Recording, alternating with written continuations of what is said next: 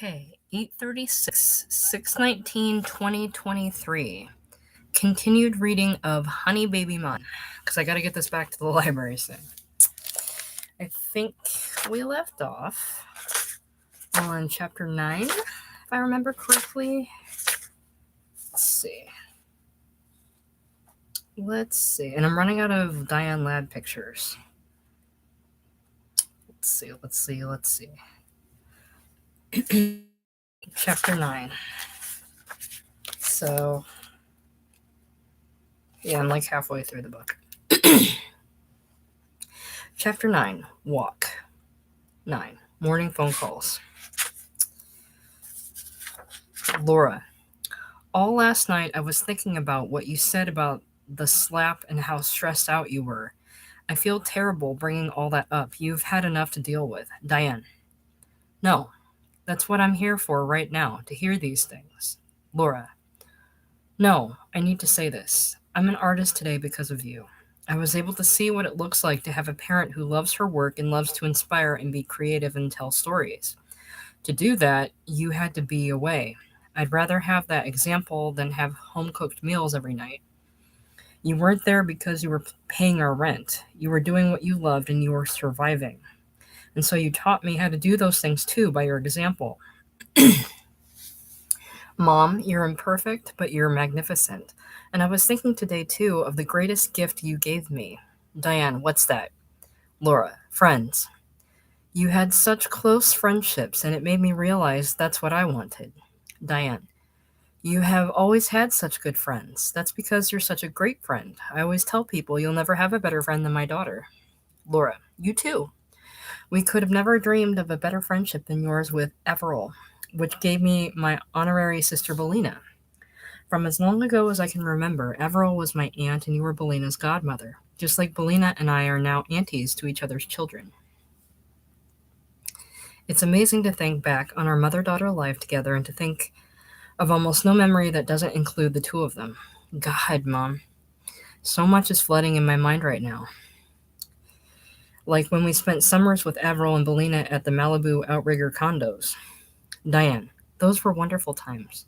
Laura, you know, when I think about that scene in Alice Doesn't Live Here Anymore that we talked about earlier, where you and Ellen are sitting out in the parking lot, I think of you and Avril sitting side by side by the pool those summer vacations in Malibu. All the single moms would sit by the pool with cocktails while the kids swam. Belina and I would play mermaids all day, and then we'd go to Dad's. You made our lives so fun. Diane, you were good company even as a little girl. Laura, I loved how Belina and I could ask you and Avril everything.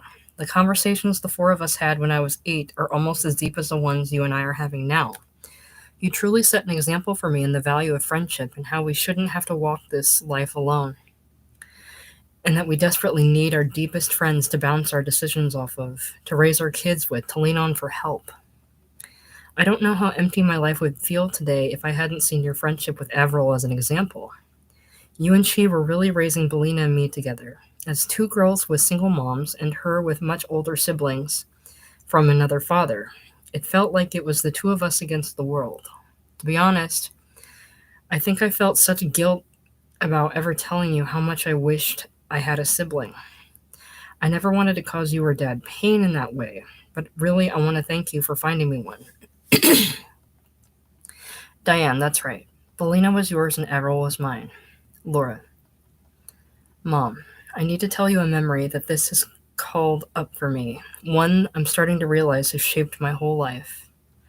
I remember being 8 at the Malibu Outrigger one morning. You woke up feeling inspired. You were in sweatpants and a t-shirt, looking out at the ocean, and you had an idea for a play. And that creative surge was so joyful for you.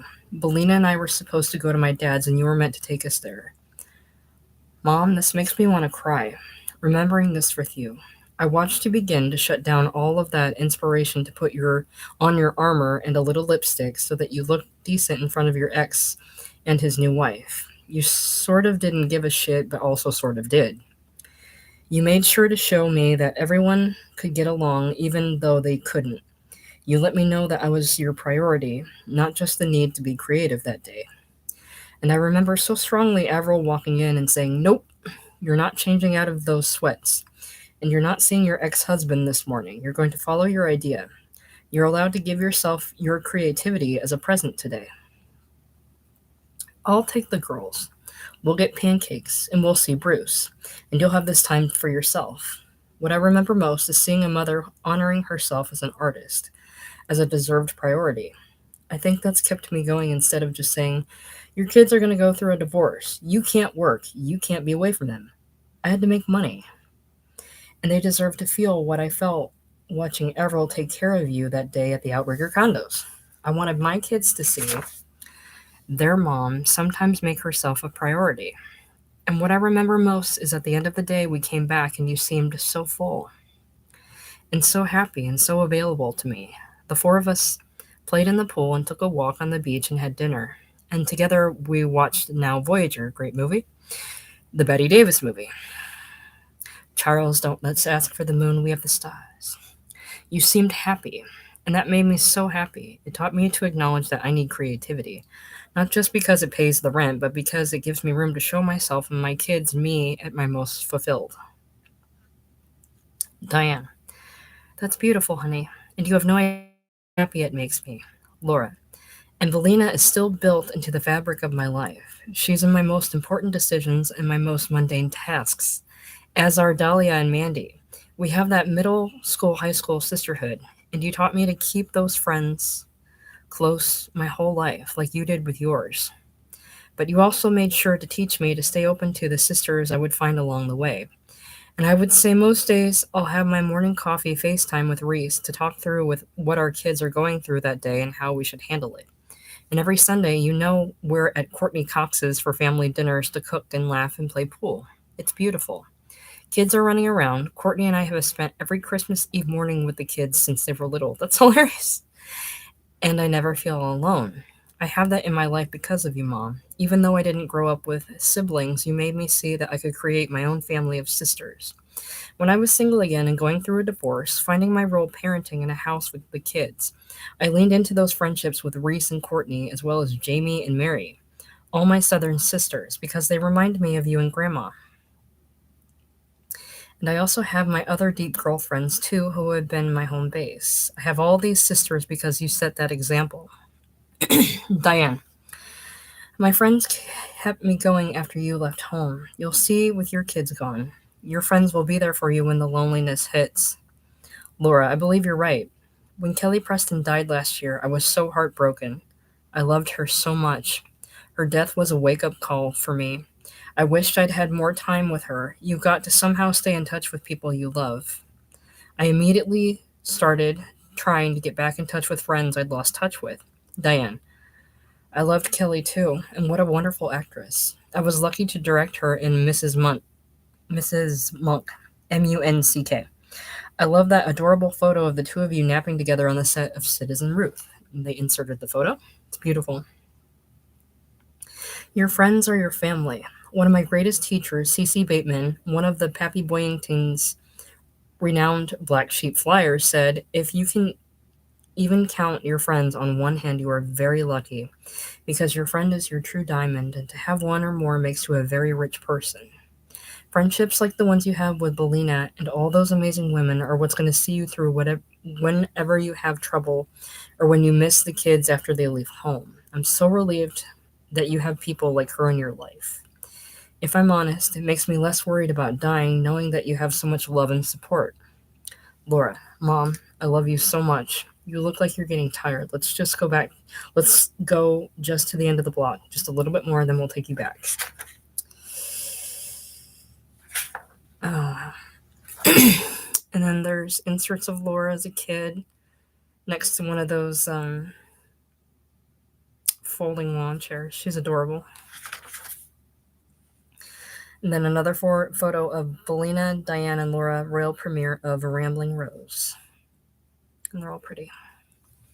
Laura, my oldest and best friend is Belina Logan. Both of us had dads who weren't around as much as our moms. Belina's father was off with the Negro Ensemble Company and then teaching at Howard University. Belina's mom, Avril Logan, was an English playwright who was at the Actors Studio at the same time as my parents. She'd written a play and asked my mom to be in it. When they began working on it, they realized they were both single mothers raising daughters who were just a few months apart in age, so they got us together. For the first meeting, her nanny, Betty, who was like her grandma, and my grandma married, took us to El Coyote, famous LA restaurant, right? Belina dumped a bowl of guacamole all over my head, or over my head. So began the great sisterhood. Belina has two older sisters from her mother's previous marriage, but her sisters were 12 and 14 years older, so she and I became like each other's sister. If I'm sick, she brings over food. She is my mom's godchild, as I was Shelley's. People often see children growing up as the only kid in the house is lonely or isolated, but what I've found is that many of us find our own honorary siblings in time.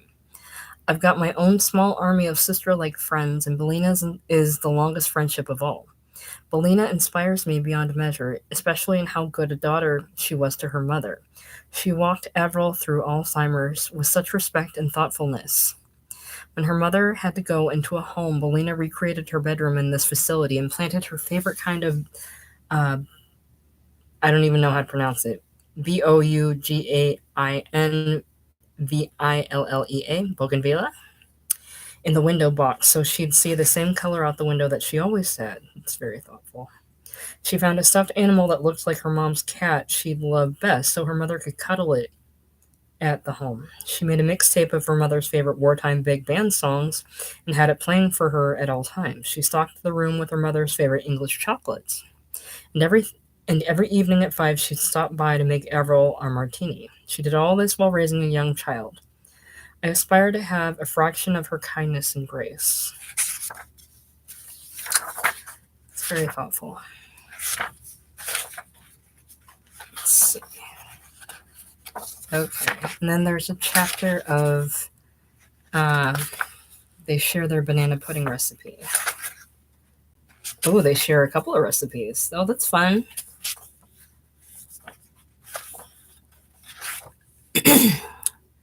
Walk. 10. Banana pudding and red wine. And they have an insert for an ad for. I wonder if this was on the box. That's cute. You'll love this extra special no-bake dessert. Cute, cute, cute, cute, cute. Laura. Sorry we're getting a late start. I had to take Jaya to guitar lessons. Diane. I can't believe Mary never gave me guitar or piano lessons. Laura. Well, you gave them to me and I quit both. What do you want to talk about? Diane. Dealer's choice. Laura. Okay. I thought we could do something a little lighter today. You know what I realized last night? When it comes to trivialities, I know so much more about my friends than I do about you. I know their favorite food, drink, song, book, all of it. I mean, I know Reese's favorite foods, but I don't know very many of those things about you. I might know your favorite drink, Shivas and soda, am I right? Diane. Actually, yes, and there's a reason for that. It's because of an injury I got doing my first play on tour, A Hatful of Rain. I was so nervous that when I ran across the stage to jump up on a platform, I misjudged the landing and ripped a leg muscle really horribly. I was in a lot of pain, but I kept going until the curtain came down. Only then did I cry out. The doctor was going to give me a shot with a needle that was as long as my arm, but I said, "Don't give me that shot. What else can I do?" He said, "A shot of scotch," and I did that. It took away the pain, and maybe that's why it, with some soda, became my favorite drink. I don't drink much more than one drink at a time. I don't like alcohol particularly. I have a martini about 3 times a year. Once in a while, I have a margarita. I'll have a glass of wine with dinner, and I never finish it. But if you have a toothache or you're tired, a good shot can pick you up. Laura. Do you know my favorite drink? Diane. No, what is it? Laura. Do you have any idea? Diane. What your favorite drink is? Laura. Yes. Diane. Scotch? Laura. No, I've never had a scotch in my life. Diane. Bourbon whiskey. Laura. Never tasted bourbon, scotch, or whiskey. No, I like red wine. Diane. Well, that's a good one. You've got Jesus' first miracle going for you. Laura. Exactly. I'll stick with the blood and body of Christ. You know, I'm embarrassed to admit this, but I love the taste of communion wafers. I did too. I wish I could eat them as a snack. Diane. Laura Dern, you don't snack on the wafer. I got chastised too. Laura. I just said I wanted to. Let's keep going. What's your favorite color? Diane. Well, I guess yellow, which I've heard called the color of wisdom. I think that's because it's the color of sunshine and symbolizes light shining on the darkness of ignorance. Laura. I would never have known that. Diane. And lavender, which, if you study chakras, is the color associated with the head chakra and identified with self knowledge. Laura. Well, I remember you loving lavender starting when you met your friend Glenda Christian. She would always wear that color. Diane. Yes, and so I did too, to be more like her. What's your favorite color, Laura? I think I know. Laura. I don't really have a favorite color. I would probably. Diane. Blue. Your favorite color has always been blue. Laura. No. I think my favorite color is probably the color of my couch, a salmon pink or dusty rose. Diane. Rose, like my given first name. That must be why it's your favorite color. Laura. Ha. Yes, Mom. Just like your name. You know, that reminds me of when I was pregnant with Jaya. Remember what you said? Diane. No, what? Laura. When I told you I was pregnant with a girl and said I had to figure out the right name for her, you said, I've been thinking so hard about this. She needs to have her own thing, be an individual, and I have just the name. It's part of the family story, but it's her own independent individual name. And I said, that sounds great. What is it? And what did you say? Diane. Diana. Laura. Diana. Your name with an A.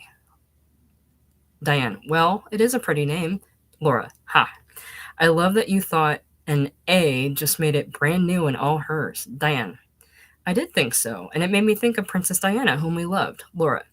Remember she chose Rambling Rose for a royal premiere and we got to sit next to her and watch the film? That's amazing. Diane. Yes, of course. Anyway, then Jaya was born 2 hours before my birthday. It seemed like fate. Laura. I do like Laura for me. I think you guys nailed it. I know you said you loved Lara from Dr. Zhivago. Is that right? Diane. Yes. So she just added a U, not an A. Laura. It feels strong. It's a girl's name, but there's nothing girly about it. I agree. There's room to grow into whoever you are and a fluidity to it that I appreciate. Isn't it funny that you have this responsibility to name this person you haven't met? If I'd been a boy, what would you have called me? Diane. Christopher Andrew. And we would have called you Drew. Laura. Ha. It's weird to think about being a Drew. Do you feel like you were given the right name? Diane. Yes, because I love Diana, goddess of the hunt. To choose my name, my mother put 3 names into a box: Charmaine, Janine, and Diane. I think I got the right one. Laura. Okay, next. What's your favorite dessert? Diane. We have the same favorite there, banana pudding. And they give us the recipe for banana pudding.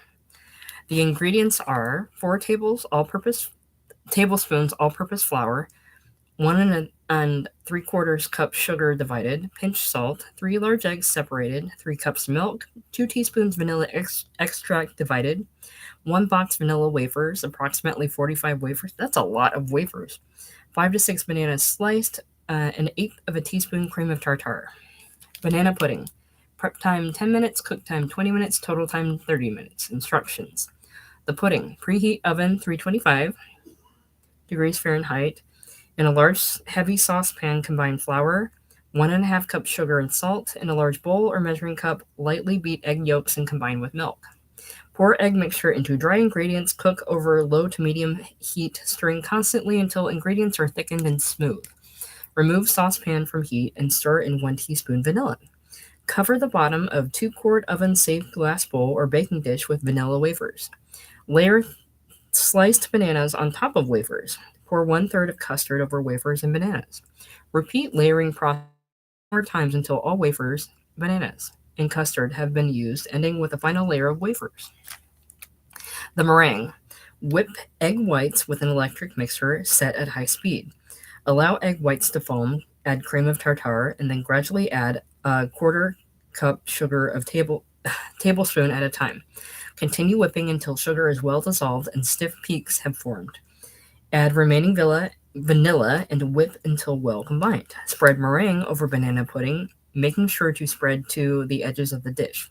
Bake until the meringue is lightly browned at about 25 minutes. Sounds very sugary. Laura. No, my favorite dessert is a cobbler. Diane. What? Not banana pudding? Laura, I mean, I love banana pudding. Remember grandma, whenever grandma made it, she'd set a timer when it came out of the fridge so it could cool for a half hour before we devoured it? Diane, yes. And the moment the buzzer went off, we'd rush to the we rush we'd rush to be the first to grab the pan, then chase each other around trying to be the first to eat it. Laura, that one time when I was 7, the dog sniffed you out, hiding with the entire pudding underneath the dining table. I reached in with the longest handled ladle you'd ever seen and stole a bite. That's funny. Diane laughs. Grandma screamed, "You're stealing dessert from a child." And yet it's not your favorite? Laura, second only to berry cobbler. Your favorite pie is key lime or pecan, I think. Diane, oh yes. Key lime first, pecan second. Not far from my hometown in Mississippi is the largest pecan nursery in the world. Laura, Jaya's favorite is pecan pie and Ellery's is key lime. Diane, and you like cobbler. You're sure? I find that very weird. Laura, oh my god, and you judge my answers. Moving on. Favorite book? Diane, Catcher in the Rye. You? Laura, 100 years of solitude. And your favorite flower? A gardenia? No? Diane, my second favorite flower is a gardenia. My favorite flower, because of its spiritual significance, is the lily. I thought we had that in common. Laura, no, I'm not a lily person at all. Lilies are so depressing. They remind me of funerals. I kind of agree. Diane, the rose represents spirituality in the West, but the lily is actually the most spiritual flower. Laura, but would you want it in your house if you were going to have a bouquet to make you happy? Diane, I would want lilies in my house, yes. Oh, I love them. Laura, do you know what my favorite is? Diane, no. What? Laura, peonies. Diane, what's your favorite thing to do besides hugging me? Laura, swimming with the kids? Diane, mine is dancing. When I was young, Shirley Temple was my idol. I was tapping all over the place, coughing fit.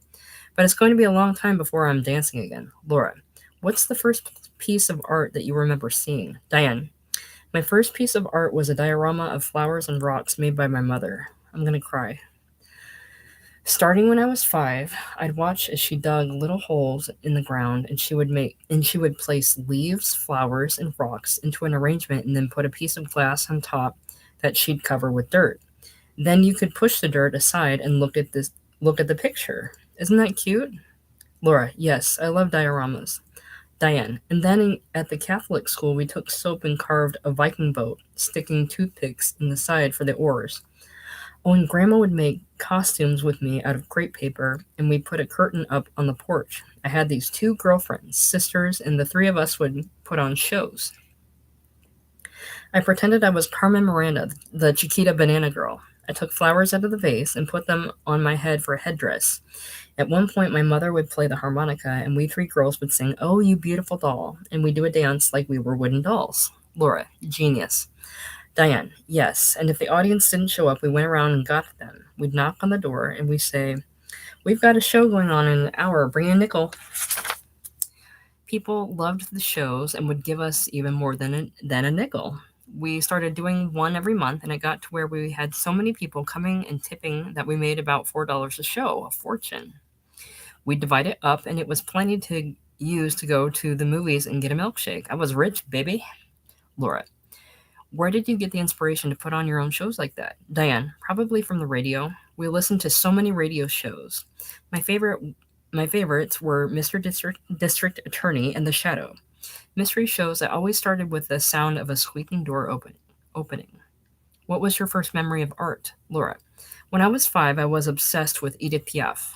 I made you and Grandma buy me her records, and then I became obsessed with La Boheme.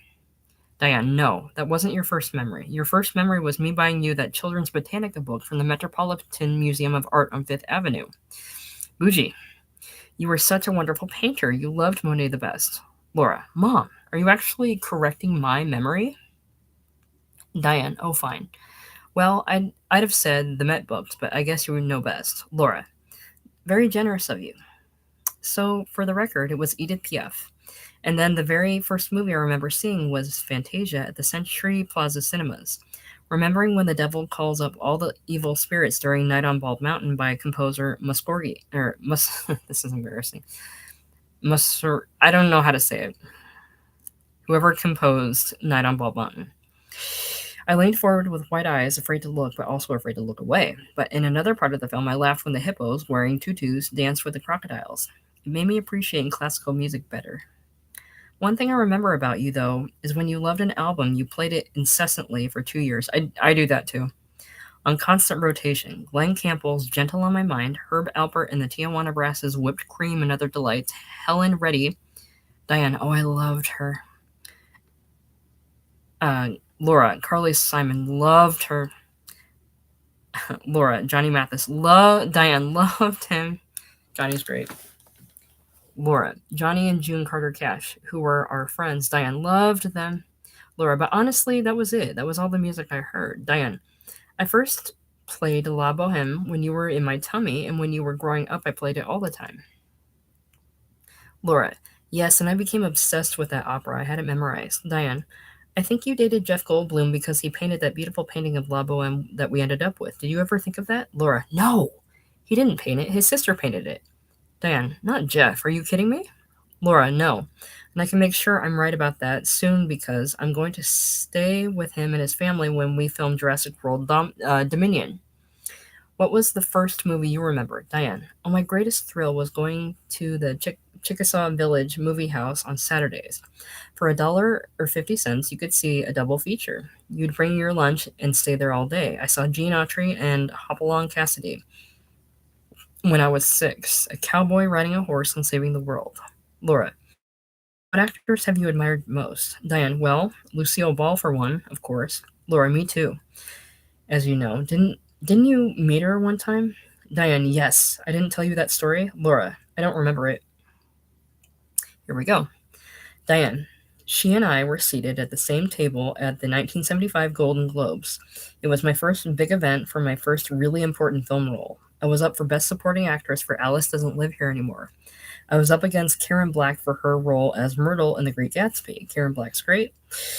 The great late actor Scott Wilson portrayed her mechanic husband, and Tom, who she's having an affair with, was played by none other than your father. I haven't seen that version of The Great Gatsby in a while. I remember liking it, though. It's good. Everyone thought I would win, but our movie had opened late, and many people hadn't seen it yet. When the winner was announced, it was Karen, and she wasn't there. So, can you believe it? Bruce accepted it for her. Laura, oh no. Dad went up and accepted the award for the actress who beat you? Diane, yes. I turned to see that Lucille was watching me closely. She smiled, almost as if to say, I've been there. She sighed, took my hand, and drew me close to her. Then she whispered, I was watching you when Bruce's nomination came up. I saw that look on your face, how you were pulling for him. Then, just now, when you lost, he did not even give you a look because he was wrapped up in what he was going to say in front of the world as he accepted it for his co-star. He had an incredible opportunity in that moment to be a class act. If only he had taken some of that time to show the same compassion for you that I saw in your face for him. Well, he was fucking busy. That's not fair. He could have said, I'm accepted this award for the woman who portrayed my mistress up against another great actress, the mother of my child. It's not her moment. It was Karen Black's moment, dummy. But we women think about things like that. Most men don't. The thing is, your performance deserved to win tonight. You, Miss Ladd, are a class act. She smiled again sadly, patted my hand, and lifted her head away to continue watching the show. It wasn't her moment. It was Karen's moment. Sucks. Interesting though. Laura. Wow, I love that. You know what's funny? As a kid, I never saw her as radical, even though that show was so ahead of its time in so many ways. I just adored her. To me, she walked on water, and she was my biggest style influence. The capri jazz pants with striped shirts and ballet flats. I feel like she should get credit for doing all that even before the 60s girls like Jean Seberg and Breathless. Diane, what did you love about her besides her clothes? Laura, I guess her complexity.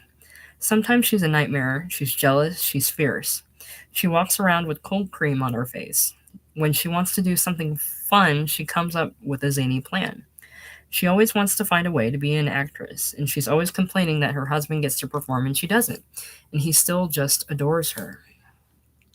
Diane, you know who else played a lot of complicated parts? Barbara Stanwyck, who I ended up working with on her Big Valley TV series, and so did your father. He had a great arc on the show as a villain. His character even kidnapped her. Laura. Oh, I love Barbara Stanwyck. I remember when I was 12 that I decided she was my favorite actress. You had Simone Signoret, and I had Barbara Stanwyck. I think you always liked your leading ladies a bit less slapstick. Diane, what did you like about her? Laura. For me, it was all about the banter and the irreverence, and I love dames. One of the greatest film moments of all time is in Stella Dallas when Stanwyck's character is standing homeless, looking at her daughter through glass getting married. And The Lady Eve is one of my very favorite movies. She plays a con artist. To get revenge on her herpetologist, played by Henry Fonda, she poses as her own twin and gets him to marry her, then spends their wedding night regaling him with all the men she'd slept with. I wonder if now would be the time to tell you about Herman. I've always wanted to find some way of remaking it. Diane, oh, that's a good idea. What an amazing movie. And I told you what she did for me when you were born. Laura, no, what? Diane, after the labor, I had horrible stomach pains. I learned this was from postpartum gas. A friend who'd been through this told me to ask the nurse for a tube to help get rid of my gas. Easy to do. A nurse came into my hospital room. I was crying, and I asked her for the tube. The doctor's not here, she said. He's busy. I don't think I can get in touch with him. Please, I think I'm dying, I begged. This is just unbelievable pain. You've got to get in touch with somebody. Trapped gas is awful. She was ignoring me while running her fingers through my flowers, which had little fake butterflies on them. She said, "What pretty flowers? Who sent you those?" I said, "Barbara Stanwyck." She rolled her eyes and said, "Oh, yeah, sure." I said, "Look at the card." The nurse read it aloud. "Dearest Diane, I can't wait to work with you again. You are a love. Congratulations on your beautiful baby. Sincerely, Barbara Stanwyck."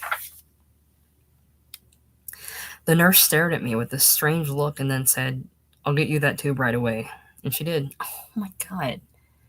Laura, did you ever tell her that story? Diane, I did actually. Later, I had brunch with Barbara and said, "I have to tell you what you did for me. You saved my life. I was going to die if it weren't for that nurse finally agreeing to help me with my gas pain. Because of your beautiful flowers, I got my greatest gift aside from my baby." She laughed like hell and said she was honored. Getting someone a tube for their gas may be my crowning achievement. That's adorable. Laura, amazing. You know, when I asked for your favorite actresses, I expected you to name two other actresses as your biggest influences. For one, I thought you'd mention Loretta Young.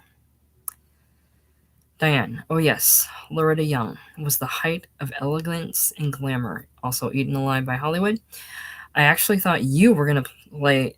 I thought you were gonna say Lorette Taylor, the stage and silent film star who played Amelia Wingfield in the first production of Tom's Glass Menagerie, and got what I believe to be the best reviews in the history of the theater. Tennessee said, "There was a radiance about her art which I can compare only to the greatest lines of poetry." She died in 1946 when I was a child in Mississippi, so I never got to see her, but I sure heard about her. The greatest of them all. Laura, you also talked to me a lot about Simone Signoret, who was in, I'm sure I'm saying that wrong, Les Diaboliques and Room at the Top. Diane, yes. If I had to pick one, I'd say she was my favorite actress of all time, Simone S. She always made me proud that I was a woman, Laura. Okay, more food questions. What's your favorite dinner? Diane, Mary's chicken and dumplings. Yours is my southern Japanese casserole. And they have the recipe for Grandma Mary's chicken and dumplings. Let's see. And they have Diane Ladd's southern Japanese casserole. And they have inserts of pictures. Matching suits in Malibu. Mother and daughter on the beach. They look adorable. Diane and Grandma Mary. Oh, these are Diane as a young woman. Baby Diana. Oh, that's sweet. Wow, these pictures are so beautiful. Laura, Grandma Mary, and Diane. These are great pictures. That's so nice of them to share.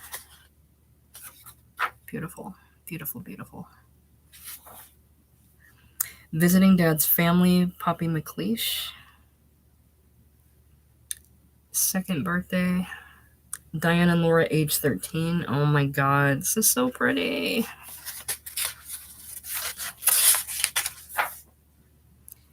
Belina's second birthday, Grandma Mary and Diane Elizabeth. Oh.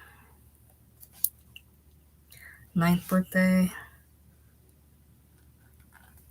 Laura, Diane with Shelley Winters. Diane with Shelley Winters on her birthday. That'd be fun. With our beloved friend Scott. Awesome. Mississippi with Papa. Laura's 17th birthday. Oh, oh wow. Them together in France. Vacation to Paris. My dream. In front of the Eiffel Tower. Oh, so pretty. In July of 81. She's a baby. Laura, Diana, Mary. I love the generational pics. Although Diane looks a little drunk in that picture. Maybe they just caught her off guard. Diane and Laura. These pictures are so cute. Oh. And then Grandma Mary holding Laura's baby. That's beautiful. Oh my god, that picture. If I don't know that anybody's going to listen to this, but I'm going to compile these into one whole thing. So in case anybody wants to hear Honey Baby Mine, they can. And I didn't read the recipes, and I'm sorry for that. But there's a beautiful picture of Diane and Laura sitting on a bench by a beach. And Laura has her arm around her, and it's from their backside. And this might be my favorite picture out of all the pictures I've seen in the book. Laura, that dish always makes me think of Ricardo, who we ate Japanese food with. He was such a great boyfriend to you. Diane, he was. His father was Japanese, and his mother was from Lima, Peru. He was a great dancer and the kind of guy who was so empathetic you almost believe he could talk to animals. He was his own person. We'd be at a party, and he never depended on me to introduce him to anybody, but he always watched out for me. If I needed a drink or something, he was there with it. I felt totally protected, and he was very intelligent and wise. Once, after being charmed by a celebrity, I said, "Boy, that was really an important person, huh?" Ricardo just smiled and said, "Diane, if somebody's really important, they don't have to tell you." And yes, I guess the casserole was sort of a tribute to him. Laura, you made it into an electric skillet. 70s moms were so into specialized cookware. You also had a yogurt maker, as I recall. I loved that you made the casserole with rice, tamari, and tofu, and sometimes you slipped okra and tomatoes into your black-eyed peas. Diane, it's your favorite. Laura, well, no, actually, sorry, my favorite food is macaroni and cheese. Diane, are you sure? Laura, about my own favorite thing? Yes, believe it or not, I am. But I love that you keep answering these questions for me. Hey, you know how Grandma Mary would panic if there wasn't tons of food in our refrigerator? Ellery and Jaya have that. Grandma would never throw food away even if it spoiled. You'd have to really check expiration dates. You have a bit of that too. Diane, I know I do. I just had to clean out my fridge to move, and there were crackers, there was oatmeal, there was cereal, there was bacon, there was fruit, there was cottage cheese, there was brie, there was eggs, there was ham. You don't know what you're going to want at 4 o'clock in the morning. Laura, the kids feel betrayed by me if the fridge isn't full. Mom, have you not gone to the store? There's only like 3 bagels and 1 yogurt. Meanwhile, when I go to Reese's and open the fridge, I'm in heaven. She has these perfect rows of things. Oat milks, coconut waters, just perfect. I'm so jealous. Everything is so organized. There's 1 head of lettuce and 1 perfect piece of goat cheese. I wish I cooked more. Diane, well, what are you talking about? You've been cooking through the whole pandemic. Every day you're making some new dish. Well, I didn't cook until the pandemic. I mean, I cooked a little, and I've always been a big breakfast maker.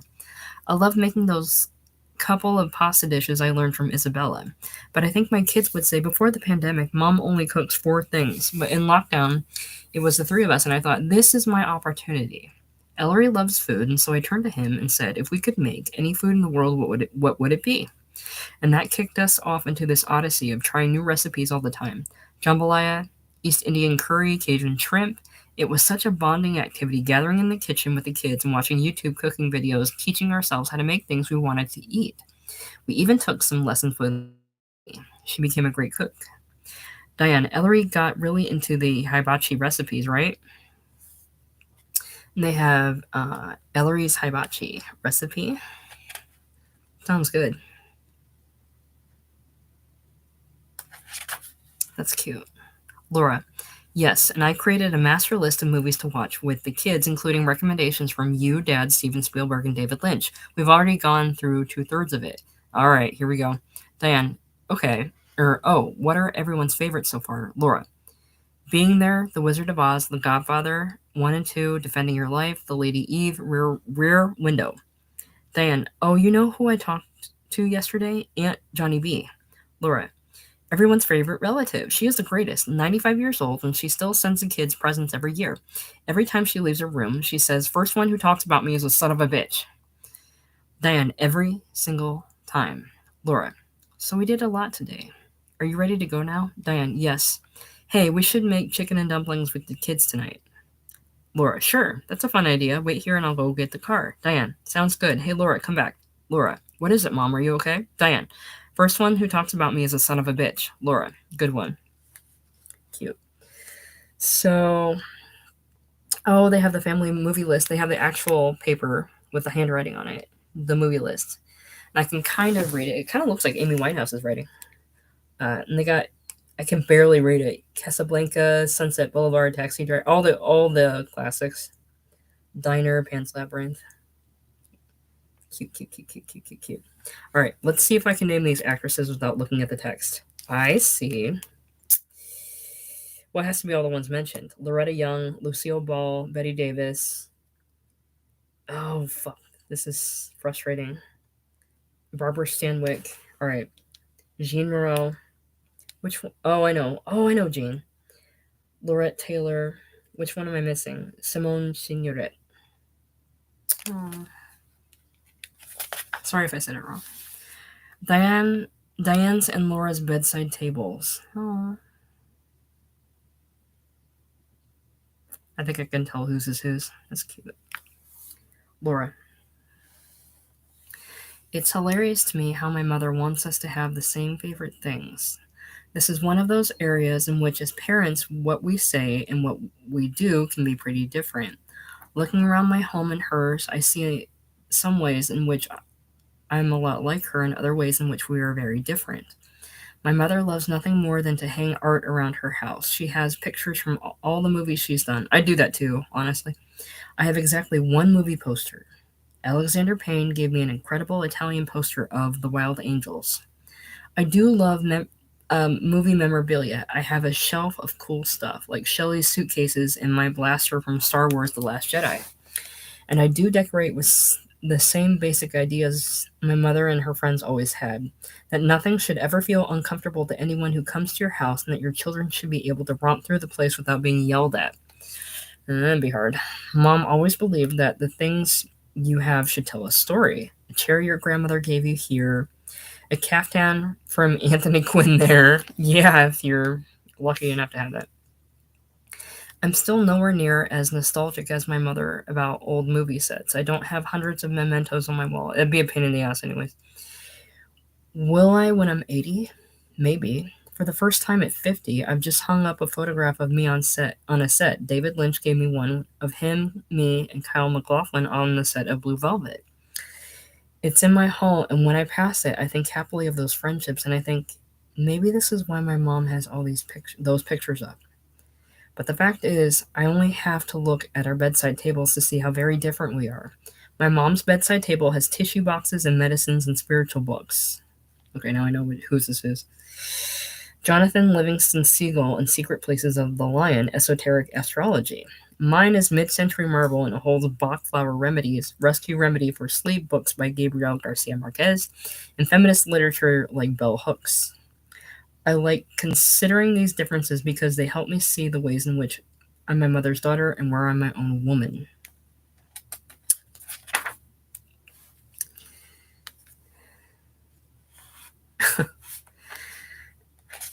And they requote, or they pull a line from the chapter, and they have a picture, which is cute. That one time when I was 7, the dog sniffed you out, hiding with the entire banana pudding under the dining table. I reached in with the longest handled ladle you've ever seen and stole a bite. You gotta get it quick. Cute, cute, cute, cute, cute. Diane and Bruce. All right. Christmas early 60s. That barely looks like him, but I can see it. I can see it in his face. Oh, they're so cute together. These pictures are to die for. They're so cute. Bruce Stern, Diane Ladd. Two legends. Okay, and she's going to talk about Bruce in this chapter. Bruce. I gotta take a break for a second. It'd be so cool if Laura Dern clicked on my channel. Or Diane clicked on my channel. They're welcome to. I love them both. Love them. And I appreciate them sharing their life like this. A lot of celebrities, write memoirs or autobiographies or tell-alls or whatever, but this is nice. And it can be something private, but they're sharing it with the world, and I think that's very nice. So, hi, Diane and Laura, if you're listening, which I don't think you ever will, but that's okay. That's quite all right. I love you guys. Walk. 11. Dating, divorce, and diner menus. Diane, what a pretty day. Can I sit down on this bench? Laura, how about we walk a little first, breathing in deeply. Feel the sun on your chest. Diane, the sun feels good, but it's hot today, baby. Look how pretty the ocean is. I may not want to be in it, but I want to be near it, as long as I don't see any fins. Laura, nothing's going to bother you. If a shark comes, just shoo it away. Diane, shoo it? Like a nursery rhyme? Shoo fly, don't bother me? Sure, that'll work. Laura, didn't you used to sing a song called Shoo Fly Pie and Apple Pan Daddy? Or did I make that up? Diane, no, you're not making that up. It's actually Shoo Fly Pie and Apple Pan Dowdy. A pan dowdy is a kind of pie. When you dowdy a crust, you cut it into little into it while it's baking. Make your eyes light up, make your tummy say howdy. Dinah Shore sang it.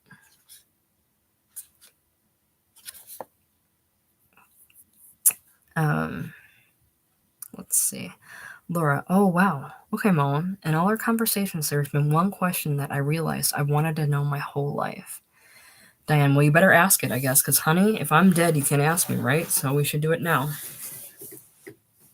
Laura, yeah, and I think it's something that all kids of divorce like to hear from their parents. Diane, you want to know if your daddy's really your daddy?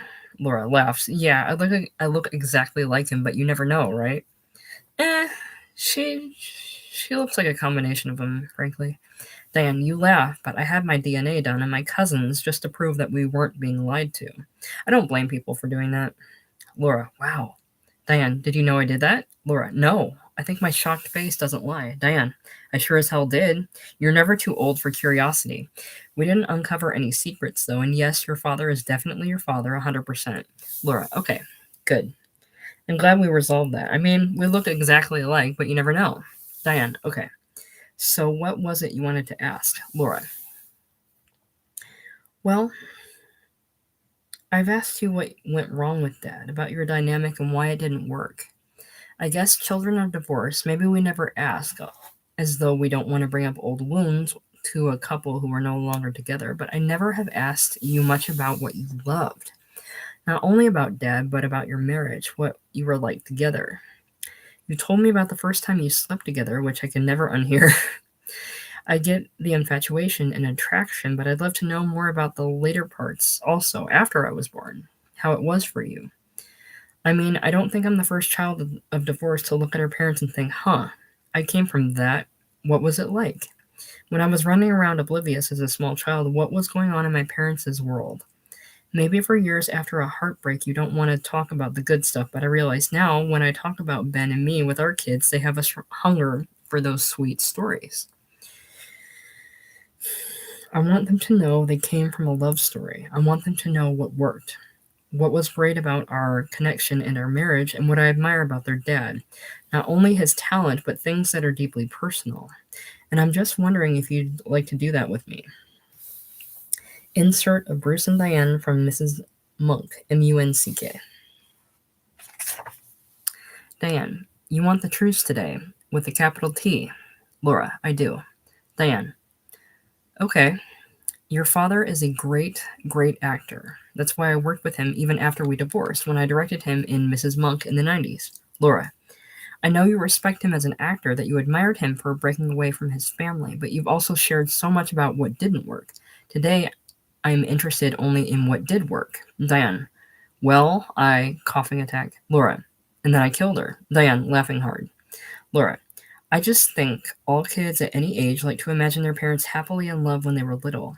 Could you share for me what it was like? Diane, sometimes I think maybe we avoid the deep feelings we felt in a relationship because we don't want to miss it. You know, it almost feels like fate, you asking me this today. I had dinner last night at an Indian restaurant and these two people behind me were talking. The man, who was probably about 60, was crying about his relationship with his mother, who was not over it. And the woman was competing with him. She said, well, I had it really rough as a child of the Depression. I looked over and laughed. That woman never went through the Depression. She was nowhere near old enough. You see how we cling to the negative and hold on to the past wounds and play the tiny for the saddest song to ourselves? Laura. Oh, let me be clear, Mom. I'm not trying to. Diane. No, I meant me. I'm saying you're right that I have at times been too quick to see the bad parts of my marriage to your father and to ignore all the good. So you want some positives. Okay. First of all, what I loved with your father was the laughter. Laughter feels like love. Laughter is so healing. So as long as it's not at somebody else's expense. And his laughter was not at somebody else's expense. He wasn't somebody who tore other people down to make himself feel good. He has a brilliant mind. You know, he has a photographic memory. Laura, yes. He can recall the name of every kid I played with in kindergarten. Belina and I are always blown away by how much he remembers from our childhood. Diane, I know. It's incredible. What was great about our marriage was the communication. It wasn't competitive, even though we were two actors. We understood each other's work, and there was compassion there. Only some other actor couples had that. Maybe Joanne Woodward and Paul Newman. I agree. Or Eli Wallach and Annie Jackson. They were all friends of mine. Good Lord, this woman had an incredible life. Has an incredible life. Laura, what would you guys do for fun? Diane, besides acting? We worked a lot. Our work was our fun. But I suppose we'd play cards or Monopoly with friends. We'd take walks, swim. We'd love to go to new places, drive around, see sights, check out new places to eat. He could cook a little bit, your dad. He was not a good cook, not like my dad, great cook, not like my dad, but he was a good cook. Good cook. It's a hard phrase. Good cook. Laura, he was? I don't think I've ever seen him in the kitchen. Diane, well, maybe I'm making that up. That's pretty funny. We do trick ourselves, but maybe he just appreciated my cooking so well that I imagined him in the kitchen doing it himself. Laura, would you go to the theater together? Diane, yes, we did. We'd have a wonderful time discussing plays, talking about performances. Laura, it must have been nice to share that passion for acting and to be able to discuss it all the time. Diane, that's right. We would talk deeply about acting. Laura, Ben and I had that too, talking about music and films, sharing the love of art. So great. Diane, yeah, that's beautiful. Where our paths divided was when it came to questions about life. Questions like, why are we here on earth? To do what with our soul?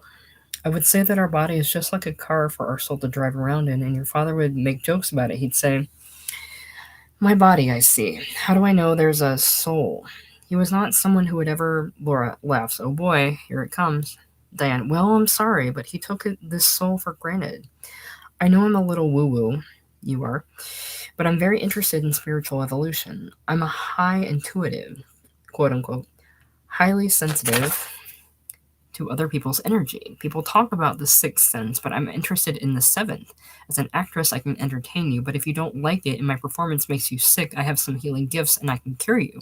And if that doesn't work, I'm also an ordained minister, so by God, I can bury you. So I'm a really good friend to have. When the amazing Shirley MacLaine was out on a limb, I was already out on the branch. Oh, God, that's... Okay. Okay. I have a lot of hard feelings about Shirley MacLaine, and her If you want to do a deep dive on her on your own time and make up your own opinions, I would encourage it. Laura, well, I'm lucky to have you as the seeker and Dad as the irreverent one. Maybe you balanced each other. Diane, well, yeah, I was the seeker and your dad was being sought by other women. Huh? Oh boy, now I'm getting into betrayal. It's hard to stay on track. Laura, look, I'll never fault you for any negatives. He's your ex-husband. These are your feelings you deserve to have, but it's also a joy to hear positive memories of you and Dad. I want to hear about a night at the movies or a night of card playing with friends or something silly he did. Diane, okay. One time we played Monopoly with his agent and his agent's wife. The men got mad and threw the pieces everywhere. We women just shook our heads. Laura, I can't believe I never asked these questions before. I wonder why I waited so long. Diane, I don't know, Laura. Kids don't want their parents to get divorced. Laura, it's just funny. When I look back at our walks, I realized, wow, I've never asked my mom, is there still love there, or what did you love about him? Diane, no, I'm sorry. I am not still in love with your father. And that's a very brave thing to say. It's a very honest thing to say, not only as a mother, but as a person who was in love with another person. I admire her for saying that. Laura, well, I know that. Diane, but I always loved your father. I can say anything bad about my ex-husband, but nobody else better say anything bad about him. So I think she still loves him, but she's not in love with him. It's a big difference. Laura, and what did you love? That is the very specific question that I'm interested in. Right now, I have that you what? Right now I have that you okay. Laura, and what did you love? That is the very specific question that I'm interested in. Right now I have that you could talk about acting with him and he made you laugh. Diane, well, the sex. Laura, I'm going to vomit. You asked, Laura. What did you love? She loved the sex. Diane, it got you here, didn't it? Laura, well, it's just so specific. Diane, I'm sorry, it's the truth. He was a very thoughtful lover and can be very romantic. So Bruce turned fuck sorry. Laura, you told me he would leave notes on the pillow, right? Now that's nice. I shouldn't be so dark. Diane, yeah. The bad thing though was that your father had lied so much as a child. His parents didn't do anything about it. He just preferred stories that sounded good even if they weren't true. If a true story wasn't good enough, he liked to make it better. Laura, ha, I know.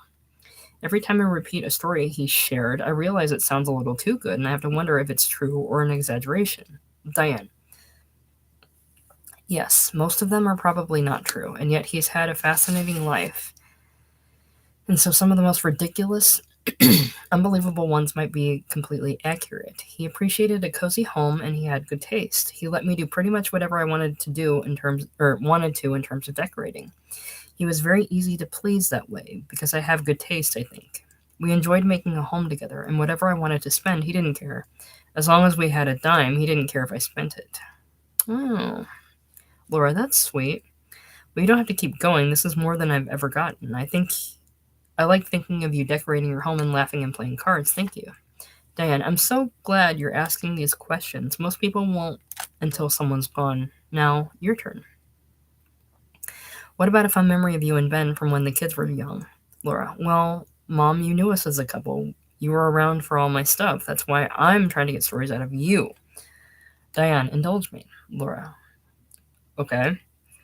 Well, I was thinking about one time when you and Ben and I were at 101 Coffee Shop with the kids. There was a catfish sandwich on the menu. You remember this? Diane, oh, I think I do. Laura, we were looking at the menus when Ellery started crying out of nowhere. We were startled, and we all looked at him and asked him to tell us what was wrong. He turned to you and said, I don't want to eat cat. It took a minute, but we realized that he'd seen the catfish sandwich on the menu and freaked out. The three of us had to reassure him that there were no cats being served. Then, oh, I remember that. She laughs. Laura, Ben and I locked eyes and tried very hard to suppress laughter as you said to Ellery, no, it's just a fish that looks like a cat, which sounded adorable, so he cried more. Ben and I were covering our faces trying to hide how much we were giggling, but you said, no, it's hideous looking, strange, a fish with whiskers, which was also somehow not very reassuring. Anyway, eventually we got Ellery to calm down, and it was a very sweet moment. Ben and I laughed about that for a long time afterward. Diane, what else? Laura, Ben loves this story, and the kids love hearing it. Remember when I went into labor with Ellery? Ben and I had decided to have a home birth. Diane, and I was against it. Laura, yes, you were. One of Ben's favorite memories that we laugh about still and the kids love is how you had emphasized your concerns about a home birth over and over again. But we were prepared and we were firm about it. We were only a few minutes from the hospital. This was how we wanted to do it. Fully in labor, I begged Ben for some crushed ice. You'd come over to check on me. You were standing together in the kitchen getting the ice, and you said to Ben, "You know, Ben, one of the reasons people have babies in the hospitals is because hospitals, unlike homes, are clean and sanitized." Ben was explaining that, in fact, there was research proving that there's a lot of bacteria in hospitals. You argued that on the maternity ward, everything was sterile, and any that's funny. In any case, far cleaner than our house. You said we should consider taking me there right away. Ben said, "Diane, this house is spotless. We've prepared. Everything is under control and perfectly sanitary." At that moment, our dog Buddy walked between the two of you and vomited everywhere.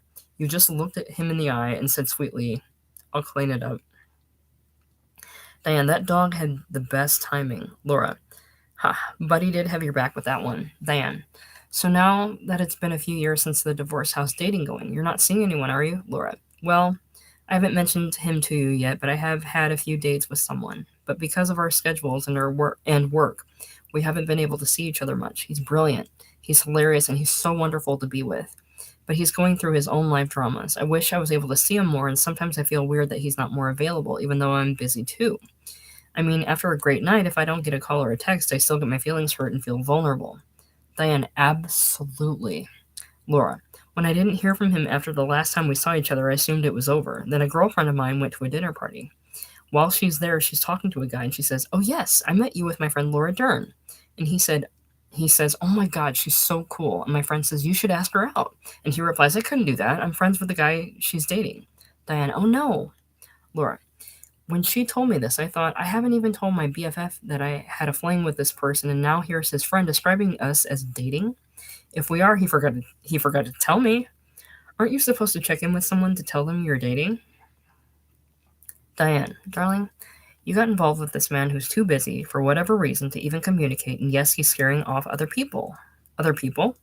Laura, there's really something wrong with that picture. If it's this bad when you're dating, what do you think would happen if you ever married him? You might not see him for a year, and he says, "Oh, say hello to my wife for me when you see her." Laura laughs. "Yeah, well, I've been hurt so much in the past that I think I prefer to avoid complicated relationships rather than risk dealing with trust issues again. I mean, I think in my 20s and 30s, I wasted so much energy trying to be everything to someone. I'd say, I know how I'll change this person. I'm going to be the person who's going to help open him up and prove my worth. I think I wore that ability as a badge of honor or something, but it's not my job. I think when you're strategizing all the time like that, you end up in a relationship where you can't go deep. I agree. I think it's really difficult, even in the best situations, to really, really let go and trust someone fully. I also agree. You still get jealous. Diane. Oh, sure. My mother was jealous with a damn good reason. I think because of her influence, I've often been jealous without any reason at all. Recently, I picked up Robert's phone because it was beeping. A woman had texted him something that seemed flirtatious. "Why haven't I heard from you? I always feel so good when I hear from you. Who the hell is this?" I wondered. How dare she? Instantly, this red flush ran through me. Before I could even stop myself, common sense just flew out the window, and I texted her back. "Thank you for being so considerate and kind to my husband and making him feel good. That's so delightful of you." Signed, the wife. She texted me back. "Oh, I've always wanted to meet you, Diane. I've told Robert what a fan I am of yours. Even though we're cousins, we haven't seen each other in ages." Laura. Ha, serves you right. Diane, well, she took my sarcasm for friendliness, thank goodness. Still, I was mortified. Robert fell off his chair laughing when I told him about it, but I think he was kind of pleased that I was jealous. Of course he is. When I lecture, I tell women, "You say, he cheated on me, he did this to me. He didn't do it to you, baby, he did it to himself. And he will pay his own karma. Every piece of pie is paid for sooner or later. No one really gets away with everything. Do you get jealous?" Laura, no more than anyone else, or maybe a lot more. I'm not sure, frankly.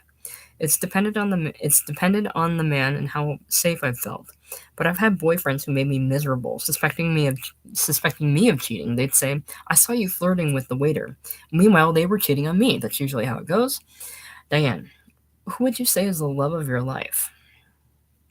Laura, mom, I can't possibly answer that question.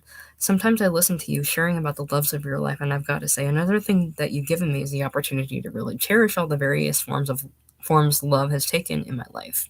By listening to your stories about the different loves of your life, you're helping me to understand that there doesn't have to be just one designated soulmate. Probably because you haven't had one, Laura. Because these men are dicks. That's been my experience thus far. It wouldn't be fair to say there's one. I've had a few great loves and I've been able to learn from them and grow, but I could never name a love of my life because I feel like I'm at midlife and who knows what's to come. Ask me again in 20 years. When you're 100, I'll tell you who the love of my life was. Diane, I'll hold you to that. The way you're walking me these days, I feel like I might get there. Laura. But you know who I thought was going to be the love of my life when I was 12? Diane, ha, I think I do. Tell me the story. Laura, it was when I did Foxes. Jodie Foster was the female lead, and the male lead was Diane Scott Baio. Laura, yes. And at the time, he was 18 and the hottest guy in America. You and his family kept trying to make a plan to get together, and finally you settled on New Year's Eve. To me, this meant he wants to spend New Year's Eve with me. That means he wants to kiss me at midnight. I dressed to the nines in my new satin hang 10 jeans with a matching satin jacket. Both were in ice blue, a color that you told me matched my eyes. My eyes were very evident, you'll recall, because I wore Coke bottle glasses, with frames, I believe, also in ice blue, very seductive. Diane, oh please, you were adorable. Laura. So they arrived, Scott, his parents, and a ridiculously beautiful, very adult-seeming teen girl model. I was hoping she was a cousin. Scott looked incredible in his white leisure suit. This was the Saturday Night Fever era, after all. We walked into your very 1980 all-white living room with the overstuffed couch and the shag rug and the glass coffee table. I like those, actually. It felt like Scott and I were swimming together through a cloud. And then my fluffy little dog walked in. And of course, because he's perfect, he loves dogs. Diane, naturally. Laura, oh my god, I love dogs, he says. What's your dog's name? This is where I think the humiliation began, because this is when I said, Christmas. He said, oh, cute, why? Me, because I got her for Christmas. This was me showing him my very inventive mind. And then in our cloud-filled moment, we looked in each other's eyes while he cuddled my puppy, and I thought, this is it. He only sees me. He likes me. I know it. Then I saw his face change. He was looking down. I followed his glance, and that's when I saw it. Christmas had gotten her first period all over his white pants. I didn't even know dogs got periods, or even really what periods were exactly, but I knew enough to be very, very upset. Diane, oh, that's fucking hilarious. And good on the dog. Perioded. Laura. And this is not the end of the story. Mom, do you remember you brought me a club soda cheerfully saying, soda water, I'll get it out. And I knelt before this potential love of my life, trying to wipe the blood out of his pants. Even worse, Mom, and this should be a public service announcement, soda water does not get blood out of a white leisure suit. If anything, it sort of spread the blood around so there were pink patches. Diane laughs. Laura, but it's okay. He was very sweet about it, and the night ended beautifully, with me eating a Milano cookie from Pepperidge Farm while watching him make out with a teen girl, who was in fact his girlfriend. The sweetest thing? You came over to me and gave me a kiss on the cheek and stole a cookie from my plate. At least I had my mom. You even brought me a glass of milk. Diane, they are the best cookies to dip. Laura, I was so clueless about boys. In general, I feel like in this country we don't tell girls enough about sex. Even though you may be one of the most progressive moms I know about sexuality, you never talk to me about orgasm or any of that stuff. Diane, that's not true. Remember when you were 8 and we went on that cruise with Erica Jong? Laura, yes, it was an artists' collective cruise of writers and actors. Richard Dreyfuss stands out in my mind as especially hilarious company. Diane, I bet you overheard a lot. Laura, I did. I actually got a lot of confusing information. Eric's lecture was all about the female orgasm, but it was completely opaque to me. Then after the lecture, she had a book signing, and I grabbed a copy, opening to a drawing that I still haven't figured out. The picture, which I can see clearly to this day, was of two people cross-legged on their backs, with their knees touching, having sex. It looked very comfortable, but very gymnastic at the same time. To this day, I don't really understand how that works. Diane laughs. Could I get that book? Maybe someday I'll try that out for us and tell you how it was. Laura. I wish in retrospect that we'd actually discussed that stuff in a real way. It might have saved me some time sorting it all out later. Diane. Maybe I wasn't being inclusive of the big picture, or in truth, maybe I was too embarrassed or too shy. That's my generation. I put a scene in my film, Mrs. Monk, where she says, when I was a little girl, my mother was so hell-bent on modesty. To ensure it, when I took a bath, she put blue dye in the water so that I wouldn't see my own privates. Oh my god. That scene was actually based on an experience of a friend of mine had as a young girl. That's awful. Laura. Well, you certainly never sheltered me. When I got to Retta in London as a teenager, I unpacked my suitcase and found you'd sent me with about 1,000,000 condoms. But then you seemed shocked when I lost my virginity. Diane, well, I didn't give you condoms so you'd use them. Laura, next time let me know that the case of condoms are purely hypothetical. You know, in so many films, comedies, dramas, television, in the zeitgeist, it is common shared experience that we don't want boys to feel shame. It's known that when they come into their sexuality, you don't want to embarrass them. I had this conversation with Cheryl Strayed, and we talked about how it is so amazing that for boys' sexuality is a given, and for girls it's still so taboo. That's true. Diane, you're right. And of course, for girls, the risks around sex are greater. That's also true. I remember once when you, at 13, came home from school and said, Mom, do you know a lot of the kids in my class have already had sex? My God, you were only a freshman in high school.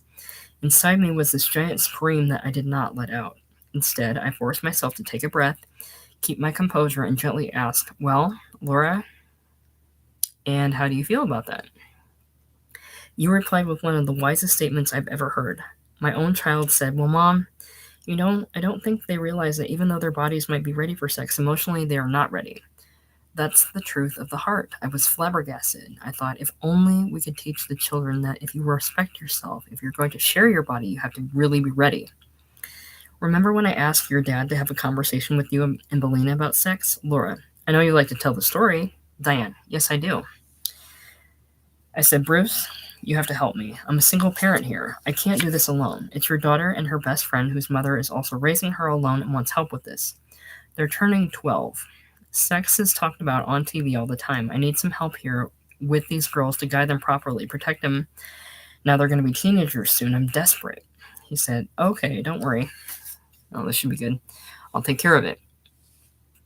And then he takes you and Belina out for ice cream, and you're in the back seat, still with little glasses, pigtails. You tell me later, Bruce says, I want to talk to you girls, okay? You're both like, okay. And he says, I want to talk to you about sex. And you're both like, about sex? Okay, all right. Laura, well, that's not exactly how I remember it, actually. Diane, he said, the worst thing that can happen to you is that before you're ready, you could get knocked up. And you girls said, knocked up? He just goes on and says, make sure the guy always wears a raincoat. You were both super confused about why a man would need to wear a raincoat during sex. And to make it all worse, in a Playboy magazine interview, he proudly told the story about how he helped his daughter and her friends stay safe by making sure they knew all they needed to know. I almost killed him. Laura. I actually have to admit, Mom, I think Belina and I were laughing really hard. Dad's irreverence has been probably the trait I most appreciate in and share with him. Diane, it's true. Your father is hilarious, but I just assumed it was traumatic for you girls. Laura, well, I could have done without him sharing the story in Playboy, but maybe I felt relieved since I'd lost my virginity the year before. Diane, what? What the hell are you talking about, Laura? Laura, and that's the irreverence I was talking about. I'm bullshitting you. Diane, you're supposed to be trying to save me. You're going to give me a heart attack. Laura, I did think he was being funny, though you were right that I was confused for years about why a man would wear a raincoat during sex. Yeah, you gotta specify that. Laura, I do get my irreverence from my father, but my mom and grandma certainly passed along many incredible traits of their own. One that I've been thinking about lately is a strong belief in all manner of superstitions. It makes me laugh because I still stick to most of them with great commitment. Like so many other families, we have phobias that have been passed down through the generations and affect the way we go about our lives. For example, my dad will freak out if he so much as sees a snake on TV. He turned down a role in Gandhi because he was afraid to be in proximity to a snake in a scene. This fear has spread to the rest of the family. One time, we were in Lake Tahoe and Ellery discovered a snake in the house. Ugh, that would freak me out. He caught it with tongs and ran it outside to set it free. While passing through the rest of us, we all screamed like we were characters in one of Tennessee Williams's plays. FYI, the snake was tiny. I personally am freaked out by the spiders, the one exception being Miss Spider, an animated children's show I'd watch with the kids when they were little. I think the root of my arachnophobia is the time I was bitten by a black widow spider at 6 years old, an incident which forever altered my eyesight. Oh my gosh. So to this day, they aren't my faves. Grandma Mary was scared of elevators, and I on this and would always take the stairs if she could, but my mom is the one who is a completely fascinating dichotomy. She is the most fearless rule breaker, activist, and artist you will ever meet, and yet, as a parent, or when it comes to the existence of the great white shark, no help from Master Steven Spielberg, she can be overwhelmed by terror. One way our family combated our fears was through superstitions. They don't have the spiritual significance or the gravitas of a family legend, but they hold the idea that this is just what we have to do so things don't go wrong. My grandma had all kinds of rules for everyday living. My mom inherited some of her obsessions, though she denounced a lot as well. But for the ones that did stick, she perhaps expanded upon them and then gave them to me. And now I have passed on quite a few to my own children. As a result, we can't walk on either side of a pole without breaking the curse by shouting bread and butter. This will protect us from ever being separated, of course. Obviously, one should be concerned when a black cat crosses their path and make sure they never walk under a ladder. And I beg you, don't step on a crack, you'll break your mother's back. I suppose I should apologize at this point because there is a chance I've just now passed the superstitions on to you. You didn't. But while I'm at it, never go outside with wet hair, you might get the flu. Oh, and if your nails are wet from a manicure, stay away from an open flame, you might blow up. I've never heard of that one. You're welcome. What none of us talk about, those of us who keep these traditions alive, is that the underlying messaging is if everything is going wrong, what tradition did for your did what tradition did you forget that made this happen? Or perhaps only those of us who take rules so seriously think this way. Recently, my family had just had dinner with the kids, and the kids wanted to go swimming. Jaya was leaping forward toward the pool when Ellery said, "Jaya, we have to wait 30 minutes." Jaya replied, "Why do we have to wait 30 minutes?" He said, "You'll get a cramp after you eat. You have to wait." They both looked at me with a sense of mistrust, and Jaya said, "Ellery, look that up. Where did you hear that from?" Well, Nana told Mom, and Nana's mom told Nana. Suddenly, they both realized that the idea did not seem right, so we got on the internet and learned that the idea that you can cramp if you swim right after eating is a total myth. The article traced the myth back to the public pool owners who didn't want children throwing up after they ate, so they started a rumor that many have adopted as truth. I have no idea if this origin story is true, but I've already been believing a myth my whole life. My babysitter used to make us do that. My babysitter used to make us wait, and she probably just didn't want to supervise us in the pool, so she made us wait. It's amazing to think that I and generations before me have waited at least half an hour after any meal in order to swim, and there is nothing anatomically that can make it hard for you to swim after eating. So many hours of delayed joy. I was very grateful to Jaya and Ellery for freeing themselves and future generations of this nonsense, but of course, you should still never step on a crack. Please, for God's sake. Our family rules. Written out. Don't step on a crack, you'll break your mother's back. Don't ever put a hat on a bed. Okay. I don't know if I know all these. Idioms, superstitions. Don't swim after you eat, you'll get a cramp. Don't walk under a ladder. Don't sing before breakfast, you'll cry before night. Ooh. I didn't know that one. Don't cross a black cat's path. Don't let a pole come between you. If you do, you must both say bread and butter to break the curse. If you get served with two forks, you'll be invited to a wedding. I've never heard of some of these. If your ears burn, someone's talking about you. I've heard of that one. If you spill salt, throw it over your left shoulder to stop bad luck. Always say what? Say see you later. Never say goodbye. Okay. Okay. Oh my. All right. So I'm getting through this book, and I've got about 70 pages to go, and I'm gonna keep. I might as well keep going. I didn't know I was gonna make this into a series because there's short chapters and there's pictures in between, and the text is, yeah, there's not a lot of text left. But this is a good book, and but I think I'm gonna stop there tonight.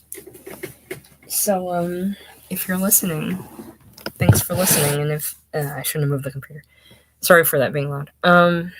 Yeah, if you're listening, thanks for listening. And Diane Ladd and Laura Dern are awesome. All right. Love you. Good night.